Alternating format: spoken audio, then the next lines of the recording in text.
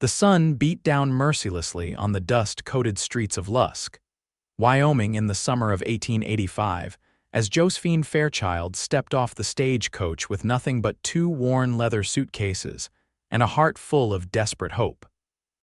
She wiped the sweat from her brow, her once fine dress now creased and soiled from 3 days of grueling travel across the frontier. The small frontier town sprawled before her, a single main street lined with wooden buildings, the promise of a new beginning that now seemed to mock her with every passing moment. Josephine had fled St. Louis with whatever she could carry, leaving behind a life shattered by loss and scandal. "First time in Lusk?" the stagecoach driver asked as he handed down her second suitcase. "Yes," she replied, straightening her back despite her exhaustion. "I'm hoping it will be my last stop for a while," the driver chuckled. "Well, miss, it ain't much, but it's growing. Good luck to you." Josephine nodded her thanks and made her way toward the 2-story building with a freshly painted sign that read, Lusk Hotel. Her remaining funds would secure her lodging for 2 weeks, enough time, she hoped, to find employment and establish herself in this dusty corner of Wyoming territory. The hotel lobby was modest but clean, with a polished wooden counter and a middle-aged man with spectacles perched on his nose reviewing a ledger. "I'd like a room, please," Josephine said, placing a portion of her precious money on the counter. "For 2 weeks." "Of course, madam," the clerk replied, pushing a registry toward her. "That'll be the 3rd floor, room 8. Name, please?"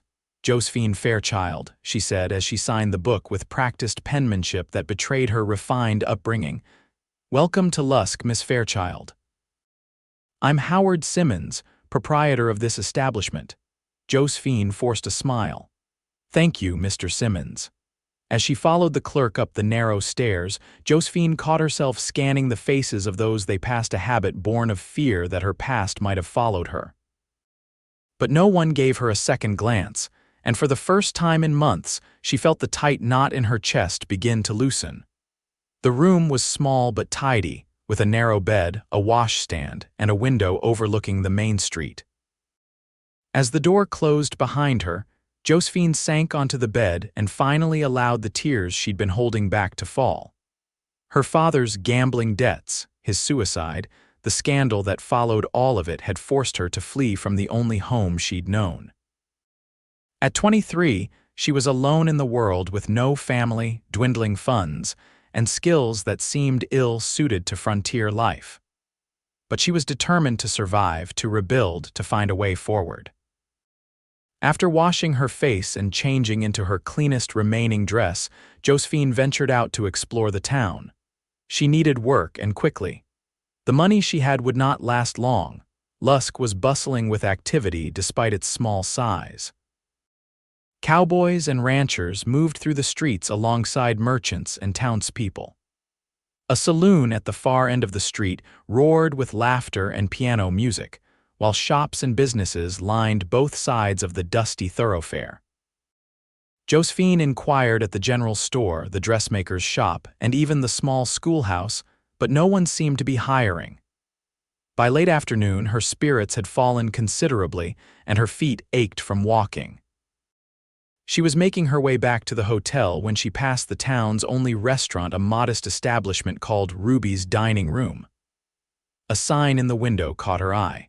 "Help wanted server." Taking a deep breath, Josephine pushed open the door and stepped inside. The interior was clean and homey, with a dozen tables covered in checkered cloths and a long counter at the back. A round woman with graying hair pinned in a tight bun looked up as the bell above the door announced Josephine's arrival. "We're not serving for another hour, dear," the woman said. "I'm not here to eat, madam," Josephine replied. "I saw your sign. I'm looking for work." The woman Ruby, Josephine presumed, looked her up and down with a critical eye. "Ever waited tables before?" Josephine hesitated. "No, madam, but I'm a quick learner." Ruby snorted. "Those soft hands tell me you ain't done much hard work, girl." Heat rose to Josephine's cheeks. "Perhaps not, but circumstances change and so must I." Something in her tone must have resonated with the older woman, whose expression softened slightly. "What's your name?" "Josephine Fairchild." Well, Josephine, I need someone reliable. My last girl up and married a rancher and left me short-handed. Pays not much room and board plus $2 a week. Hours are long. Hope fluttered in Josephine's chest. I'm staying at the hotel currently. Ruby waved her hand dismissively. There's a room upstairs. Small but clean. No sense wasting money at Simmons' place. When would you like me to start? Josephine asked, trying to keep the desperation from her voice. Tomorrow morning, 5 o'clock sharp. We serve breakfast to the early crowd. Josephine nodded. Thank you, Mrs. Just Ruby, dear. Everyone calls me Ruby. That night, Josephine returned to her hotel room with a mixture of relief and apprehension.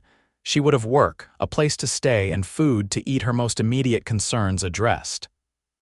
But waiting tables was a far cry from the life she'd known, and she wondered if she had the strength to adapt to this new world. The next morning, Josephine reported to Ruby's dining room promptly at 5, her hair neatly pinned and wearing her simplest dress. Ruby put her to work immediately, showing her how to set tables, pour coffee, and take orders. The breakfast rush was overwhelming. Josephine struggled to keep pace with the demands of hungry ranchers, merchants, and travelers. By mid-morning, she had spilled coffee twice, mixed up 3 orders, and endured more than a few impatient glares. You'll get the hang of it, Ruby assured her during a brief lull. First day's always the hardest. Josephine nodded, fighting back tears of frustration. Her feet ached, her back throbbed, and her pride had taken more than a few blows. But she persisted, determined not to fail at this most basic of jobs. As the days passed, Josephine grew more proficient. Her hands became less soft, her arms stronger from carrying heavy trays, and her memory sharper as she learned to recall orders without writing them down. Ruby proved to be a fair employer, gruff but kind in her own way. The little room above the restaurant became Josephine's home. She decorated it with wildflowers picked from the outskirts of town and a few trinkets she had brought from St. Louis. It was nothing like the elegant bedroom she had once occupied in her father's house, but it was hers, earned through her own labor. 2 weeks into her new life, Josephine was serving the lunch crowd when the door opened, and a tall man entered, removing his hat to reveal sun-streaked brown hair. He moved with the easy confidence of someone accustomed to hard work and open spaces, his lean frame suggesting strength rather than bulk. "Afternoon, miss," he said, taking a seat at a corner table. His voice was deep and tinged with a slight drawl that marked him as not native to Wyoming. "Good afternoon," Josephine replied, smoothing her apron. "What can I get for you today?" "Whatever's hot and plentiful," he answered with a smile that crinkled the corners of his eyes. "Been riding since dawn," Josephine nodded. "The stew is fresh and Ruby baked bread this morning." "Sounds perfect." As Josephine turned to place his order, she felt his eyes follow her. Not in the leering way some of the saloon patrons watched women, but with a curious interest that made her cheeks warm. When she returned with his meal, he thanked her with a nod. "You're new here." "Don't recall seeing you before."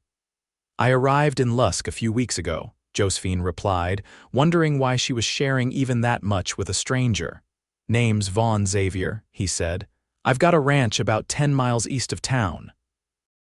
"Josephine Fairchild," she responded with a slight curtsy, a reflexive gesture from her former life that seemed out of place in Ruby's dining room.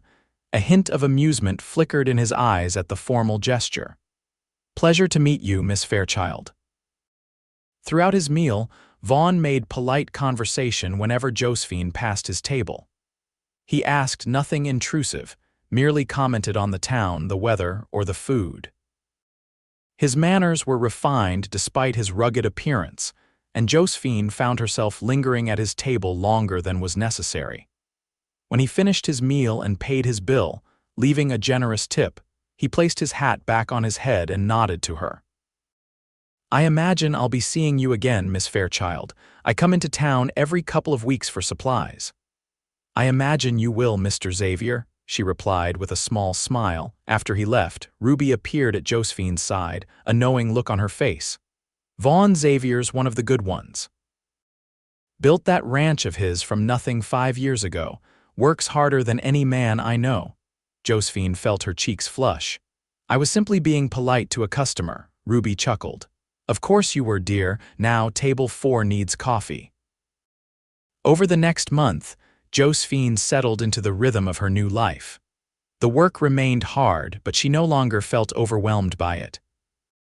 She made acquaintances in town: the general store owner's wife, the young woman who worked at the post office, the blacksmith's daughter who sometimes came to Ruby's for lunch.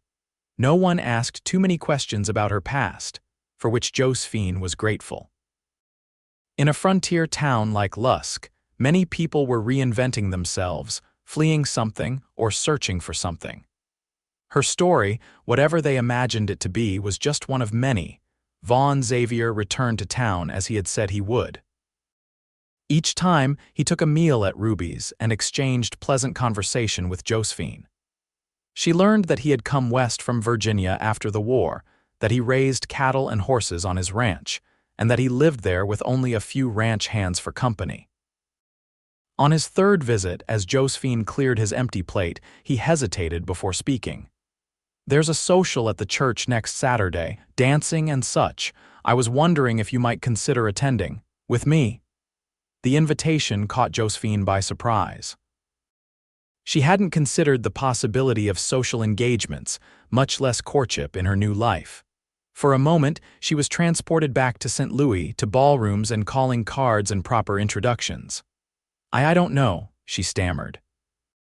Vaughn's expression remained calm, but she noticed a flicker of disappointment in his eyes. "Just thought you might enjoy an evening out. No obligation." Josephine took a deep breath. "Thank you, Mr. Xavier. I would be pleased to attend with you." His smile returned, brighter than before. "I'll call for you at 7 then." After he left, Ruby appeared at Josephine's side as she often did when Vaughn departed. "About time," he asked. "Man's been sweet on you since day one." "It's just a social," Josephine protested weakly. Ruby snorted. "And I'm just a cook." "You'll need something nicer to wear. Talk to Martha at the dressmaker's shop. Tell her I sent you." The week passed in a flurry of anticipation. Josephine visited Martha, who had a blue calico dress she could alter to fit Josephine's slender frame. The cost would take most of her saved wages, but Josephine decided the expense was warranted. When Saturday evening arrived, Josephine dressed with care, arranging her hair in a simple but elegant style and pinching her cheeks for color. The blue dress, while modest by St. Louis standards, was the finest thing she had worn since arriving in Lusk. Vaughn arrived promptly at 7, dressed in what was clearly his best suit, his hair neatly combed and boots polished. He stood awkwardly in the restaurant's main room while Ruby inspected him with narrowed eyes. "You'll have her back at a decent hour," Ruby instructed, not a question but a command. "Yes, madam," Vaughn replied with appropriate solemnity. When Josephine descended the stairs, Vaughn's expression made the expense of the dress worthwhile. His eyes widened slightly, and he cleared his throat before speaking. "You look beautiful, Miss Fairchild." "Thank you, Mr. Xavier," she replied, accepting his offered arm. The church social was held in the small community hall adjacent to Lusk's white clapboard church. Lanterns hung from the rafters, casting a warm glow over the gathered townspeople. A small band played lively tunes, and tables laden with food lined one wall. Josephine felt eyes on her as they entered the newcomer on the arm of Vaughn Xavier, one of the area's most eligible bachelors. But the looks were more curious than malicious, and many people nodded or smiled in greeting. "Would you care to dance?" Vaughn asked after they had made a circuit of the room. Josephine hesitated. It had been months since she had danced, and never in this context, a simple country dance rather than the formal waltzes of St. Louis society. But something about the warmth in Vaughn's eyes gave her courage. "I would," she said. His hand at her waist was respectful, his movements confident but not overbearing as he guided her through the steps of the dance. Josephine found herself relaxing, even smiling as they turned about the floor. "You dance very well," Vaughn commented. "Better than most around here." "I had lessons as a girl," Josephine admitted, then immediately wished she hadn't. She didn't want to invite questions about her past, but Vaughn merely nodded. It shows. My mother insisted I learn properly too, said no son of hers would stomp around a dance floor like a wounded buffalo. Josephine laughed, surprised by the image. She sounds formidable. She was, he said, a shadow of old grief crossing his face. Lost her and my father to influenza back in '75. I'm sorry, Josephine said softly. Vaughn shrugged, the gesture attempting to dismiss the pain but not quite succeeding. It's the way of things out here. Life is hard, but it goes on. They danced twice more before taking a break for refreshments. Vaughn brought Josephine a cup of punch and a plate of cookies, and they found a quiet corner to sit. So what brought you to Lusk? He asked, the question casual but his eyes attentive. Josephine tensed. I needed a fresh start. Vaughn studied her face for a moment, then nodded. Fair enough. Most folks out here are running from something or to something. No need to say which it is for you. His understanding loosened something in Josephine's chest. Perhaps a bit of both, she admitted. Well, I hope you find what you're looking for, he said. Lusk isn't much compared to wherever you came from, I imagine, but it's got good people. It's growing on me, Josephine replied with a small smile. As the evening continued, Josephine found herself genuinely enjoying Vaughn's company. He was intelligent and well-spoken despite his frontier life, with a dry wit that made her laugh more than once. When he escorted her back to Ruby's at her respectable hour, Josephine felt a pang of disappointment that the evening had ended. Thank you for a lovely time, she said as they stood at the restaurant's side door. The pleasure was mine, Vaughn replied. He hesitated, then added, I'd like to call on you again if you'd permit it. Josephine felt a flutter of anticipation. I would like that. He tipped his hat and waited until she was safely inside before departing. Josephine climbed the stairs to her room with a lightness in her step that had been absent for months. Ruby was waiting for her, a knowing smile on her face. Seems like it went well. It was a pleasant evening, Josephine acknowledged, trying and failing to suppress her smile. MMHMM, Ruby hummed, unconvinced by Josephine's attempt at nonchalance. He's a good man, Josephine, not like some of the riffraff that passes through here. Over the next few weeks, Vaughn found reasons to come to town more frequently than his usual schedule.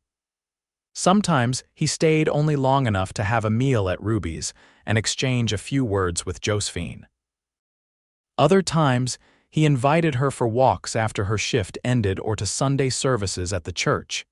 Each encounter revealed new facets of the man. Josephine learned of his time fighting for the Confederacy as a young soldier, his journey west to escape the ruins of his family's plantation, and his determination to build something new. He spoke of his ranch with pride and of his hopes to expand it in the coming years. Josephine found herself sharing small pieces of her own past in return: her love of books, her talent for the piano, her mother's death when she was a child. She avoided mention of her father or the scandal that had driven her from St. Louis, but Vaughn never pressed for details she was unwilling to give. As summer gave way to autumn, Josephine's life had taken on a rhythm she found surprisingly satisfying. Her work at Ruby's no longer felt like desperate necessity, but instead like honest labor that earned her a place in the community.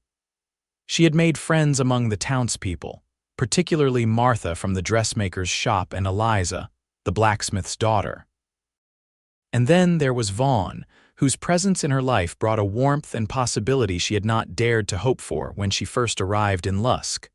One crisp October day, Vaughn arrived at Ruby's with an unusual request. I was hoping you might accompany me out to my ranch this Sunday, he said. I'd bring you back before dark, of course. I've got a proper buggy and the road's decent. Josephine hesitated. The propriety she had been raised with warned against such an excursion, but she was curious to see the place Vaughn spoke of with such pride. Ruby could come along as chaperone, Vaughn added, correctly interpreting her hesitation. Ruby, who was never far when Vaughn visited, snorted from behind the counter. I've got no interest in bouncing along in a buggy all afternoon. But Martha would go, I expect, if you're worried about appearances. In the end, Martha agreed to accompany them, and Sunday morning found Josephine dressed in her best day dress, waiting outside Ruby's for Vaughn's arrival. The ranch was indeed about 10 miles east of Lusk, set in a valley with a creek running through it and mountains visible in the distance. A modest but well-built house stood near a cluster of outbuildings and corrals. Fields stretched in several directions, and cattle grazed on the hillsides. "It's lovely," Josephine said honestly as Vaughn helped her down from the buggy. Pride was evident in his voice as he replied, "It's not much yet, but it will be. I've got nearly 200 head of cattle now, and I'm breeding horses too." He showed Josephine and Martha around the property, introducing them to his ranch hands, 3 weathered men who tipped their hats respectfully, and showing off his prize horses in the stables. The house was simple but comfortable, with a large stone fireplace and sturdy furniture. "My mother would say it needs a woman's touch," Vaughn admitted as they toured the main room. "But I manage. It's a fine home," Martha assured him. "Better than most in these parts." After the tour, they enjoyed a picnic lunch prepared by Ruby, sitting on a blanket near the creek. Martha, whether by design or genuine interest, became engrossed in watching a family of ducks, giving Vaughn and Josephine a measure of privacy. "I wanted you to see it," Vaughn said quietly. "The ranch, what I'm working for." Josephine nodded, understanding the importance of this gesture. He was showing her not just his home, but his dreams, his future. "It's impressive what you've built here," she replied. "It's a good life," he said. "Hard sometimes, lonely too, but good." The look in his eyes held a question he didn't voice, and Josephine felt her heart quicken in response. But the moment passed as Martha rejoined them, exclaiming about the antics of the ducklings she had been observing. As they prepared to return to town, Vaughn took Josephine's hand, helping her into the buggy. "I'm glad you came today." "So am I," she replied, and meant it. The first snowfall came early that year, blanketing Lusk in white by mid-November.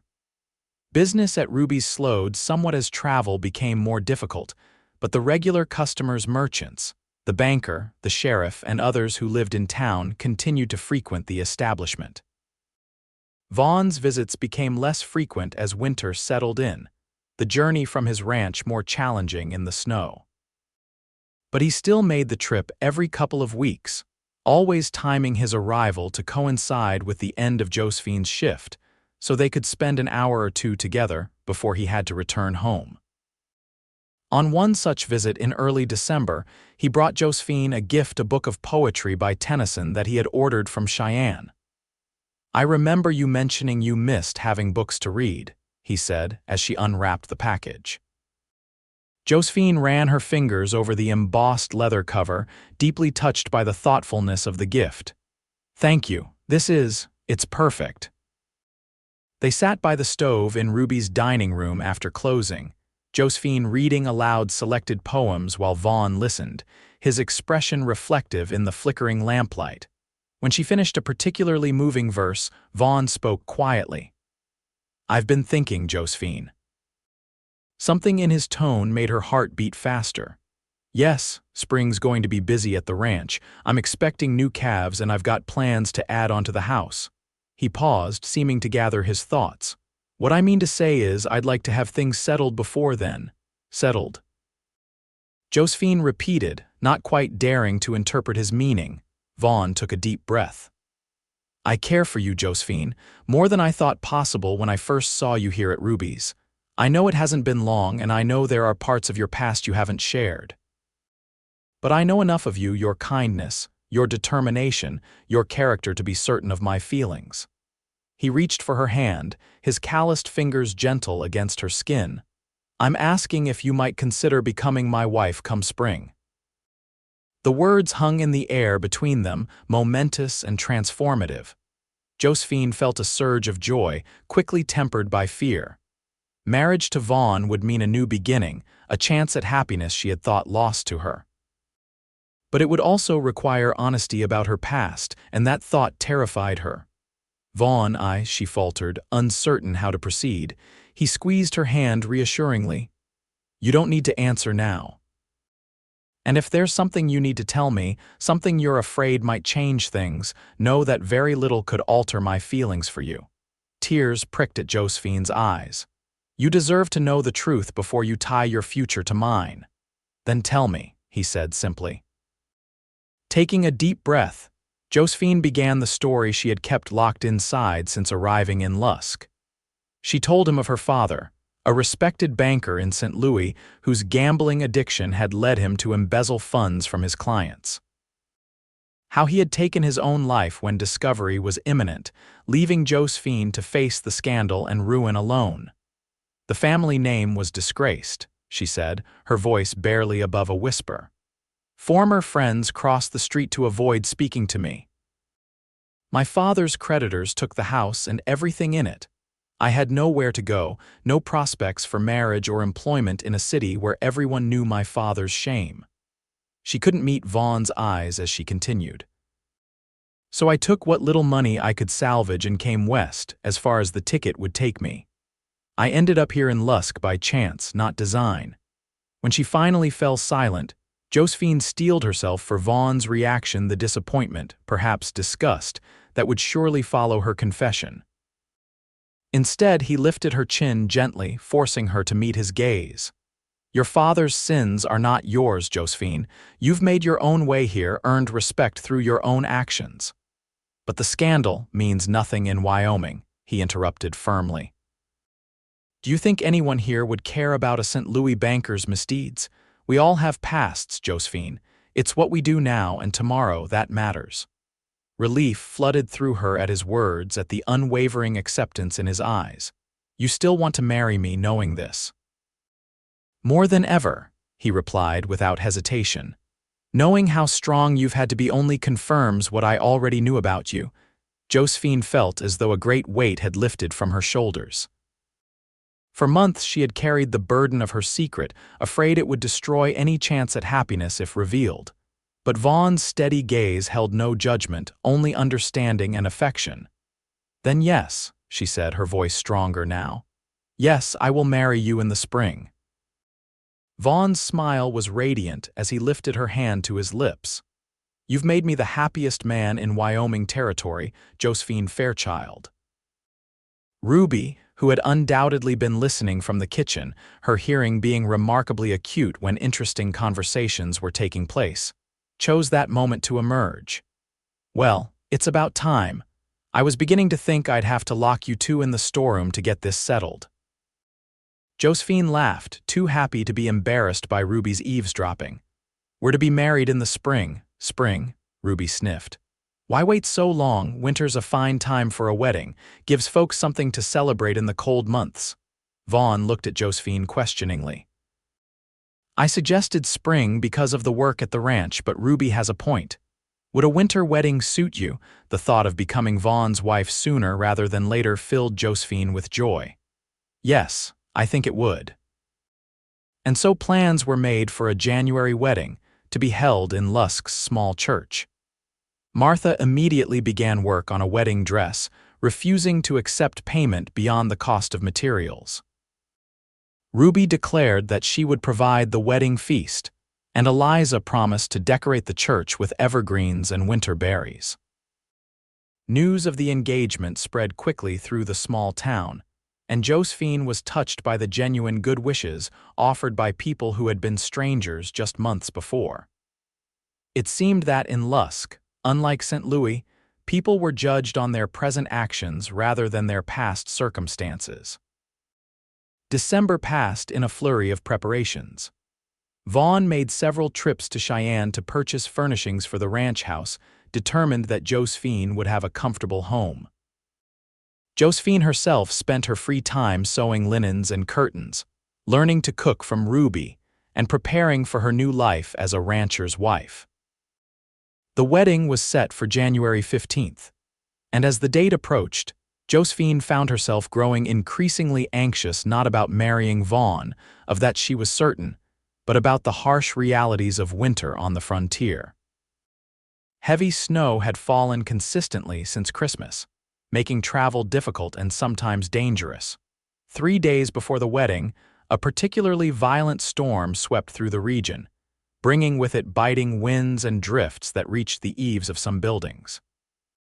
Josephine stood at her window, watching the swirling snow with growing concern. "Will Vaughn be able to make it to town in this?" she asked Ruby, who was closing up the restaurant below. Ruby's expression was grim. "Man would crawl through worse to get to you, I expect." "But I won't lie, it's bad out there." The storm raged through the night and into the next day.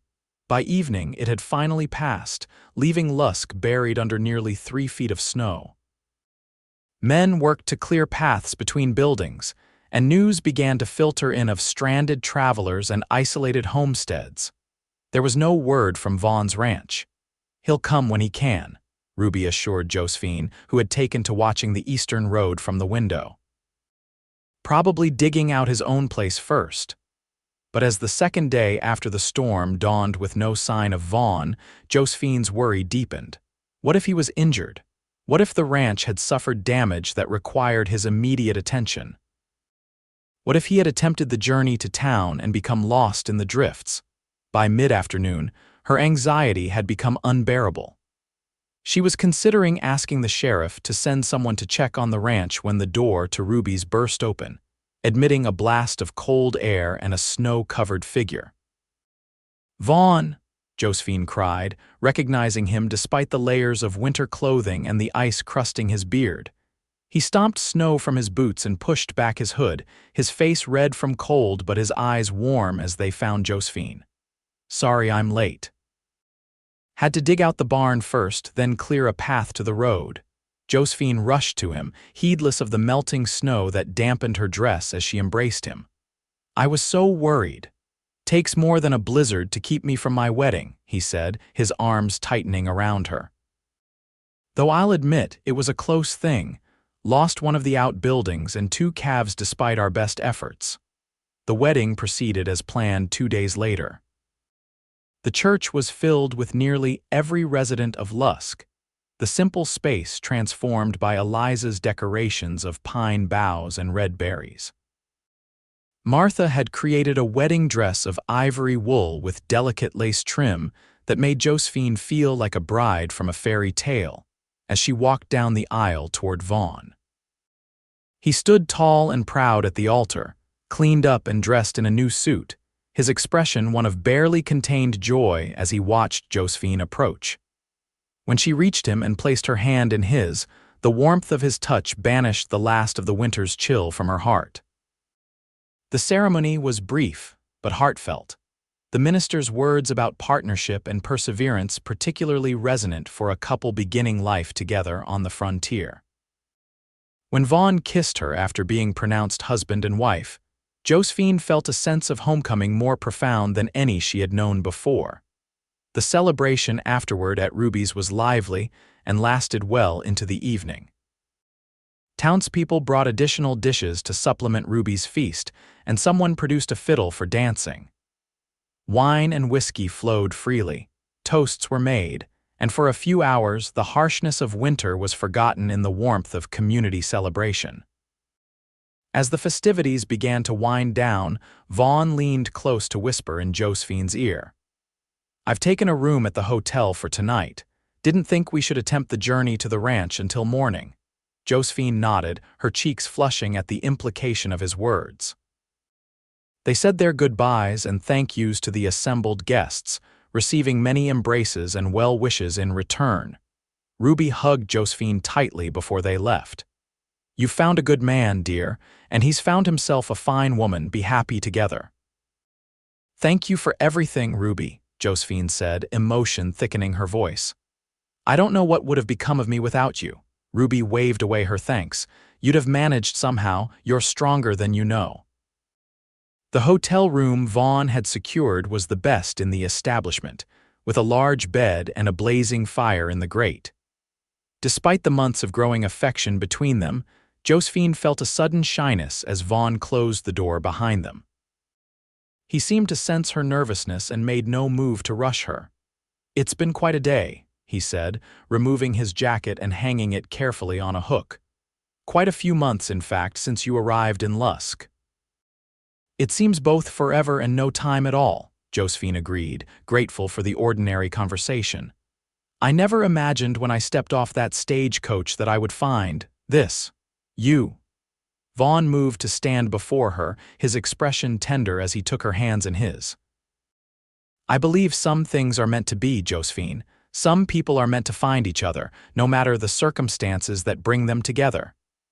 He reached up to gently remove the pins from her hair, letting it fall in waves around her shoulders. You are so beautiful, he murmured. And so much stronger than you give yourself credit for. His kiss was gentle at first, then increasingly passionate as Josephine responded to him, her initial nervousness melting away in the heat of their shared desire. That night, they discovered each other fully for the first time, their bodies expressing what words could not: the depth of their connection, the promise of their shared future, the healing power of love after loss. The journey to the ranch the next day was challenging but manageable. Vaughn had arranged for a sleigh rather than the buggy, and thick fur robes kept them warm as they traveled the snow-covered road. Josephine watched with interest as the landscape changed from the modest buildings of Lusk to the open expanses of the surrounding countryside. When they crested a hill and the ranch came into view, Josephine felt a surge of emotion. This was to be her home now, this place Vaughn had built with his own hands and determination. The main house, the outbuildings, the corrals, all of it represented not just Vaughn's past efforts but their future together. "Welcome home, Mrs. Xavier," Vaughn said as he helped her from the sleigh. The ranch hands had prepared for their arrival, clearing paths between buildings and stocking the house with firewood. They greeted Josephine with awkward but genuine warmth, clearly pleased that their boss had found happiness. The house seemed different now that Josephine viewed it as her home rather than as a visitor. It was solid and well built, if somewhat sparse in its furnishings. The main room with its stone fireplace would be the heart of their home, and the kitchen, while basic, had everything needed to prepare meals. The bedroom upstairs had a large window that Vaughn said offered a view of the sunrise over the eastern hills. "It's not what you were used to in St. Louis," Vaughn said as they toured the house, "but we'll make it comfortable." Josephine squeezed his hand. "It's perfect. It's ours." The first weeks of marriage were a period of adjustment for both of them. Josephine had to learn the rhythms of ranch life: the early mornings, the constant work, the isolation that came with living miles from town. Vaughn had to adapt to sharing his space and decisions after years of living alone. But there was joy in the adjustments, pleasure in learning to move together through life as partners. Josephine discovered she had a talent for organization that helped streamline the ranch's operations. Vaughn found that having Josephine to come home to at the end of a long day made the work seem less burdensome. Winter gradually gave way to spring, bringing with it new calves, fresh growth, and longer days filled with activity. Josephine planted a vegetable garden near the house, and Vaughn built her a small chicken coop so they could have fresh eggs. Together, they planned expansions to the house: another bedroom, a proper dining room, a covered porch where they could sit in the evenings. In April, they made a trip to Cheyenne for supplies and returned with books, fabric for curtains, and seeds for flowers that would bloom through the summer. The ranch was becoming more of a home with each passing week, reflecting both their tastes and their hopes for the future. It was during this spring of new beginnings that Josephine realized she was expecting a child. The signs had been there for several weeks: the fatigue, the nausea in the mornings, the changes in her body, but it wasn't until she missed her monthly courses for the second time that she allowed herself to believe it was true. She told Vaughn one evening as they sat on the newly built porch, watching the sunset paint the hills in shades of gold and pink. His reaction was everything she could have hoped for: joy, wonder, and a protectiveness that manifested in his insistence that she reduce her workload immediately. "I'm with child, Vaughn, not made of glass," she protested with a laugh. "Women have been having babies on the frontier since there was a frontier." But she understood his concern. The nearest doctor was in Cheyenne, and childbirth on the frontier was fraught with risks that neither of them could ignore. As summer progressed and Josephine's condition became more evident, Vaughn insisted on making preparations. He hired a young woman from town, Sarah, to help with household chores. He arranged for Martha to stay with them in the weeks leading up to the birth. He even wrote to a doctor in Cheyenne, inquiring about the possibility of him traveling to the ranch when Josephine's time came. "You're fretting more than I am," Josephine teased as Vaughn reviewed his preparations for what seemed like the 100th time. "Someone has to," he replied, his hand gently covering the swell of her belly. "You and this little one are my whole world now." The baby, a boy they named James after Vaughn's father, arrived on a crisp September morning. The birth was long and difficult, with moments when Vaughn feared he might lose both Josephine and the child. But Martha proved skilled in midwifery, and Josephine's strength and determination saw her through. When Vaughn was finally allowed into the bedroom to see his wife and son, he found Josephine pale but radiant, cradling a small bundle wrapped in a soft blanket. "Meet your son," she said, her voice weak but proud. Vaughn approached the bed with reverence, gently taking the infant in his arms. The baby was small but perfectly formed, with a shock of dark hair and tiny features that Vaughn studied with wonder. "He's magnificent," Vaughn whispered, tears forming in his eyes. "Just like his mother." Life with a newborn brought new challenges to the ranch. James demanded attention at all hours, and Josephine found herself exhausted much of the time. But there was a deep contentment in their little family, a sense of rightness that permeated even the most difficult days. As James grew from newborn to infant, his personality began to emerge, curious, determined, and with a smile that melted both his parents' hearts. He became the center of their world, the physical embodiment of the love between them. By James's first birthday, the ranch had prospered beyond Vaughn's early hopes. Good weather and wise management had resulted in healthy herds and successful crops. The house had been expanded as planned, and Vaughn was considering hiring additional hands to help with the growing operation. Josephine had grown into her role as a rancher's wife with grace and determination. She managed the household, kept the books for the ranch, and still found time to tend her garden and care for James. The refined young woman who had stepped off the stagecoach in Lusk 2 years earlier had been transformed by love, work, and motherhood into a capable frontier woman. On a warm summer evening, as they sat on the porch watching James take unsteady steps in the yard, Josephine leaned against Vaughn's shoulder with a contented sigh. "You ever think about how different our lives might have been if I hadn't come to Lusk? If you hadn't come into Ruby's that day?" Vaughn's arm tightened around her. "I try not to. The thought of never finding you, never having James, it doesn't bear considering." Josephine nodded in agreement. "It's strange to think that my father's disgrace, which seemed like the end of everything at the time, actually led me to you. To this life that I love." "Life has a way of taking unexpected turns," Vaughn mused. "What matters is what we make of those turns." As James toddled back to them, arms outstretched and face alight with accomplishment, Josephine felt a wave of gratitude for the path that had brought her to this moment. This family, this love that had healed old wounds and opened her heart to possibilities she had never imagined. The years passed, marked by the changing seasons and the growth of their family. A daughter, Elizabeth, joined them 2 years after James, followed by another son, Thomas, 3 years later. The ranch expanded, as did the house, to accommodate their growing family. Vaughn's reputation as a fair and successful rancher spread throughout the territory, and Josephine became known for her hospitality and her flourishing garden. They made regular trips to Lusk, maintaining their connections to the community that had brought them together. Ruby eventually sold her restaurant to a younger couple but remained in town, becoming something of a grandmother figure to the Xavier children during their visits. Martha, Eliza, and other friends from those early days remained part of their extended family. life on the frontier was never easy. There were harsh winters, summer droughts, illnesses, and accidents that tested their resilience.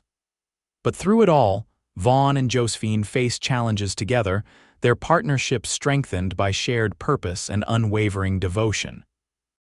One summer day, nearly 10 years after Josephine had first arrived in Lusk, she found herself once again in town, this time with all 3 children in tow. Vaughn was attending to business at the bank while Josephine took the children to the general store for supplies. As they were leaving the store, Josephine noticed a woman stepping down from a recently arrived stagecoach. Something about her, the quality of her clothing, the uncertain way she surveyed the street, reminded Josephine of herself a decade earlier. The woman made her way to the hotel, struggling with her luggage. On impulse, Josephine approached her. "May I help you with those bags? My husband will be along shortly and he's much stronger than I am." The woman looked up, relief evident in her tired face. "That's very kind, thank you. I'm afraid I've packed rather more than I should have. Are you staying long in Lusk?" Josephine asked conversationally as they waited for the hotel clerk. "I'm not sure," the woman admitted. "I'm looking for work, actually, and a fresh start." The echo of her own past in those words stirred something in Josephine's heart. "Well, you've come to a good place for that. I found both here many years ago." The woman smiled tentatively. "That's encouraging to hear." Vaughn found them a short time later, and Josephine introduced him to the newcomer, whose name was Catherine Miller. Something in Catherine's manner, a certain wariness, a hint of desperation beneath her polite exterior, prompted Josephine to extend an invitation. "Why don't you join us for dinner at Ruby's Well? It's called the Homestead now, but it's still the best food in town. We can tell you a bit about Lusk, perhaps help you get your bearings." Catherine hesitated before accepting, and over dinner, her story emerged in pieces: a marriage gone wrong, a husband whose gambling had left her destitute, a desperate flight west with what little she had been able to salvage. Josephine exchanged a look with Vaughn, who nodded slightly in understanding. "Miss Miller," Josephine said gently, "I understand your situation more than you might imagine. I came to Lusk under similar circumstances." As Catherine's eyes widened in surprise, Josephine continued. "Ruby, the former owner of this restaurant, gave me a job and a place to stay when I had nothing. It changed my life." "That's very fortunate," Catherine said, a hint of envy in her voice. Vaughn leaned forward. "What Mrs. Xavier is trying to say, Miss Miller, is that we might be able to help. We need someone at the ranch to help with the children and the household. The position includes room and board and a modest wage." The hope that bloomed on Catherine's face was painfully familiar to Josephine. I don't know what to say. We've only just met." "Sometimes the best decisions are made on instinct," Josephine said. "Ruby hired me without references or experience. I'd like to offer someone else the same chance she gave me." That evening, as they settled into their room at the hotel, a luxury they allowed themselves during town visits, Vaughn pulled Josephine into his arms. "That was a generous thing you did today." Josephine rested her head against his chest, listening to the steady beat of his heart. It felt right. "She reminds me so much of myself when I first arrived." "You've come a long way from that young woman who couldn't pay her hotel bill," Vaughn said with a smile in his voice. The memory made Josephine laugh. "That seems like another lifetime now. Do you remember how worried I was when I realized I couldn't extend my stay? 2 weeks of paid lodging was all I could afford, and I was still looking for work. I remember walking into the hotel and finding you at the counter, trying to explain to old Simmons that you just needed a few more days," Vaughn said. "You looked so proud and so terrified at the same time." It had been during her 3rd week in Lusk, before Ruby offered her the room above the restaurant. Josephine had been working at the dining room for only a few days, and her first wages wouldn't cover the additional hotel costs. Vaughn, who had already begun to call regularly at Ruby's, had walked in just as the hotel owner was suggesting Josephine might need to find alternative arrangements. "You barely knew me," Josephine marveled. Yet you stepped up and paid my bill without hesitation. Vaughn's arms tightened around her. I knew enough. I knew you were someone special, someone worth helping. The words he had spoken that day had stayed with Josephine through all the years that followed. The lady's bill is settled, Mr. Simmons, and consider any future debts forgiven forever. At the time, she had been mortified by his intervention, her pride stinging even as relief flooded through her. I can't accept such charity, she had protested. Vaughn's reply had been gentle but firm. It's not charity, Miss Fairchild. Consider it an investment in Lusk's future. New towns need good people to help them grow. You were so gallant, Josephine said now, reaching up to touch his face, lined now with a decade of Wyoming weather and smiles. I think I started falling in love with you that very moment. Vaughn caught her hand and pressed a kiss to her palm. And I with you, though I was wise enough not to declare myself to a proud young woman who already thought I was overstepping.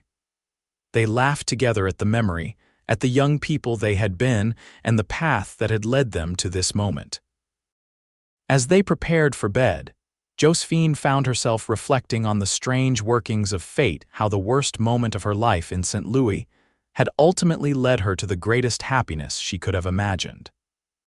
Catherine proved to be a blessing to the Xavier household, fitting in seamlessly with the family and bringing her own talents to bear on ranch life. The children adored her, and she seemed to blossom in the stable environment of the ranch.